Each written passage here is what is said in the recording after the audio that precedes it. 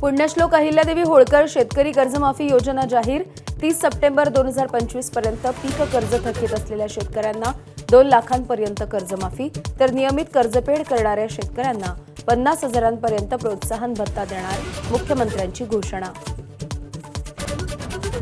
अटल सेतूच्या परिसरामध्ये तिसरी मुंबई विकसित करणार तर नवी मुंबई विमानतळाचं क्षेत्र ग्रीनफील्ड म्हणून घोषित करणार अर्थसंकल्पामध्ये मोठी घोषणा।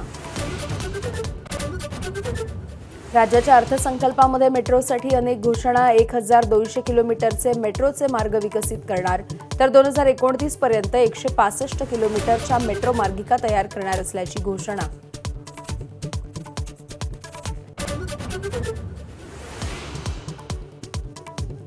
गडचिरोली स्टील हब म्हणून उदयास गडचिरोलीमध्ये 2 लाख कोटी रुपयांची गुंतवणूक तर 70,000हून अधिक रोजगार निर्मिती करणार मुख्यमंत्री फडणवीसांची घोषणा।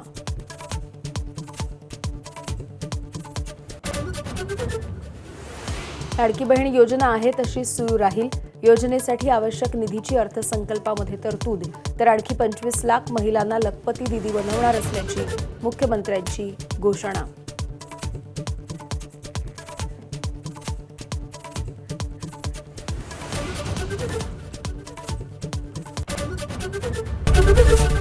एबीपी माझा, उघडा डोळे बघा नीट।